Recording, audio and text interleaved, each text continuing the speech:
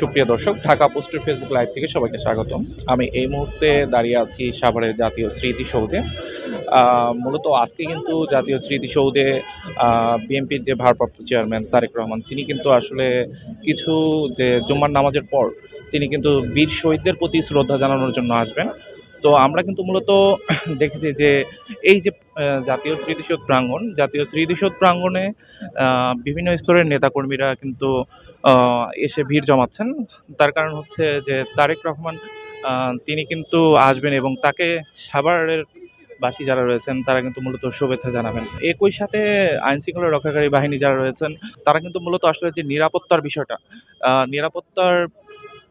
বিষয়টা নিশ্চিত করার লক্ষ্যে কিন্তু তারা কাজ করে যাচ্ছেন। আমরা কিন্তু দেখেছি যে পুলিশের পাশাপাশি র্যাব, ডিবি এবং আইনশৃঙ্খলা রক্ষাকারী বাহিনীর যে অন্য যে সংস্থাগুলো রয়েছে তারা কিন্তু আসলে জাতীয় স্মৃতিসৌধ প্রাঙ্গণের নিরাপত্তার জন্য কাজ করে যাচ্ছেন। আমরা জাতীয় স্মৃতিসৌধ প্রাঙ্গণের একটু ভিতরের দৃশ্যটা দেখাতে চাই যে ইতিমধ্যে কিন্তু গণপূর্ত বিভাগ তারা কিন্তু আসলে জাতীয় স্মৃতিসৌধ প্রাঙ্গণ প্রস্তুত করেছেন এবং এখানে কিন্তু আসলে সর্বসাধারণের প্রবেশে একটি নিষেধাজ্ঞা রয়েছে। আমরা দেখতে পাচ্ছি যে যারা সাধারণ মানুষ তারা কিন্তু আসলে প্রবেশ করতে পারছেন না এবং তাদেরকে দেওয়া হচ্ছে না। মূলত নিরাপত্তাজনিত কারণেই কিন্তু তাদেরকে এই নিষেধাজ্ঞা দেওয়া হয়েছে। মূলত আমরা কিন্তু ভেতরে দেখতে পাচ্ছি যে এসএসএফ এর লোকজন যারা তারা কিন্তু আসলে জাতীয় স্মৃতিসৌধ প্রাঙ্গণের ভিতরে প্রবেশ করেছেন এবং তারা মূলত বিএনপির ভারপ্রাপ্ত চেয়ারম্যান তারেক রহমান তার যে নিরাপত্তার জন্য কিন্তু তারা মূলত এখানে কাজ করছেন এবং তারা আমরা কিন্তু দেখতে পাচ্ছি যে মূলত এই নিরাপত্তার বেষ্টনীর ভিতরে কিন্তু আসলে নিচ্ছিদ্র একটি নিরাপত্তা ব্যবস্থা জোরদার করা হয়েছে। আমরা গতকালকে কথা বলেছি এবং আজকেও কথা বলেছি ঢাকা জেলা অতিরিক্ত পুলিশ সুপার আরাফাতুল ইসলাম, তিনি কিন্তু আমাদেরকে জানিয়েছেন প্রায় 1 থেকে 2,000 পুলিশ কিন্তু আসলে সাভার আশুলিয়াতে মোতায়েন করা রয়েছে। এর পাশাপাশি রয়েছে RICL TMX, যুগের পর যুগ স্থাপনা থাকে মজবুত। বিজিবি, র্যাব, ডিবি পুলিশ সহ অন্যান্য যে আইনশৃঙ্খলা রক্ষাকারী বাহিনী তারা কিন্তু মূলত আসলে নিরাপত্তার জন্য কাজ করে যাচ্ছে এবং এছাড়াও যে বিএনপির নেতাকর্মী যারা আছে মূলত তাদেরকেও কিন্তু সাভারের জাতীয় স্মৃতিসৌধ প্রাঙ্গণ যেটা রয়েছে সেখানে কিন্তু তাদেরকে প্রবেশ করতে দেওয়া হয়নি। তারা কিন্তু আসলে আজকে সকাল থেকে কিন্তু আমরা দেখেছি যে তারা সাভারের জাতীয় স্মৃতিসৌধ প্রাঙ্গণে ভিড় জমাচ্ছে। তো মূলত এখানে দেখা যাচ্ছে যে সাভারের জাতীয় স্মৃতিসৌধ প্রাঙ্গণে বিভিন্ন স্তরের নেতাকর্মী যারা রয়েছেন তারা কিন্তু মূলত সকালবেলা থেকেই ভিড় জমিয়েছে এবং যে সেই জুম্মার নামাজ শেষ হওয়ার পর কিন্তু আরও যে নেতাকর্মী যারা রয়েছেন তারা কিন্তু আসলে ভিড় করার একটি সম্ভাবনা রয়েছে।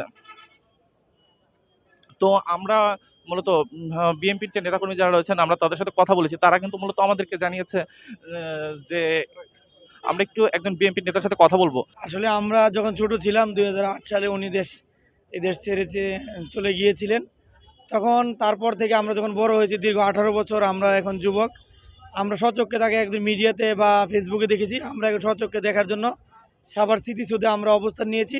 আমরা নেতার কাছ থেকে মানে সশরীরে কাছ থেকে দেখব, সেই উপলক্ষে সাভারের প্রায় লাখো মানুষের সমাগম হতে যাচ্ছে স্মৃতিসৌধে। কারণ আমিন বাজার থেকে নবীনগর পর্যন্ত আমরা নেতাকে এক নজর দেখার জন্য দীর্ঘ 18 বছর পর আজকে এখানে উপস্থিত হয়েছি। আসলে এটা একটা আবেগের বিষয়। আমাদের নেতা এত বছর পর দেশে ফিরতেছেন, আমরা তখন শিশু ছিলাম, আজকে আমরা যুবক। আমরা আজকে যুবক হয়ে তাকে পরিপূর্ণ হয়ে তাকে দেখতে পাচ্ছি এবং তার হাত ধরেই আগামী বাংলাদেশ পরিচালিত হবে সে আশা রাখছি এবং আমাদের জনমনে খুবই আশা আকাঙ্ক্ষা তিনি আগামী দিনে বাংলাদেশের প্রধানমন্ত্রী বা আগামী দিনে বাংলাদেশের হাল ধরবেন, তিনি আগামী বাংলাদেশকে পরিচালনা করবেন। সেই লক্ষ্যে কিন্তু আমাদের আবেগের জায়গা থেকে আজকে সকাল থেকে আমরা এখানে অবস্থান নিচ্ছি। আশা করি নেতা যতক্ষণ পর্যন্ত এখানে আছেন আমরা থাকবো, তার যাওয়ার আগ পর্যন্ত আমরা সাধারণ লোকজন যারা আছি আমরা কেউ এখান থেকে যাব না। আমাদের একটাই আশা, আমরা নেতাকে আমরা কাছ থেকে দেখব। আগামী দিনের রাষ্ট্রনায়ক, আমাদের দেশনায়ক, ভবিষ্যৎ প্রধানমন্ত্রী হিসাবে যাকে আমরা এখনই আশা করতেছি, আমাদের প্রিয় নেতা জনাব তারেক রহমান গতকালকে বাংলাদেশের মাটিতে এসেছেন। আপনারা দেখেছেন যে হাজার হাজার মানুষ, হাজার হাজার নিরাপত্তা কর্মী, এই গভর্নমেন্ট হাজার হাজার নিরাপত্তা কর্মী তার নিরাপত্তার জন্য রেখেছেন। তারই ধারাবাহিকতায় আজকে সাভারে উনি আসবেন, মহান জাতীয় স্মৃতিসৌধে পুষ্প পুষ্প দিবেন।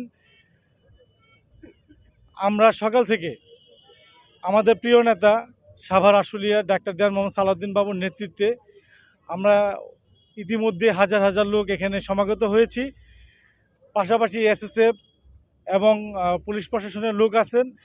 তাছাড়াও ডাক্তার দেওয়ান মোহাম্মদ সালাউদ্দিন বাবুর ভাইয়ের নেতৃত্বে আমাদের কিছু স্বেচ্ছাসেবক টিম আছে, যারা আমাদের প্রিয় নেতাকে আমরা সার্বিকভাবে নিরাপত্তা দেওয়ার সকল প্রকার কার্যক্রম আমরা সম্পন্ন করেছি এবং তিনি সাভারে আসবেন নির্বিঘ্নে ইনশাল্লাহ। এখান থেকে ফুল দিয়ে উনি শ্রদ্ধা জ্ঞাপন করে ইনশাল্লাহ এখান থেকে যাবেন, তার এই আশাবাদ আমরা ব্যক্ত করছি।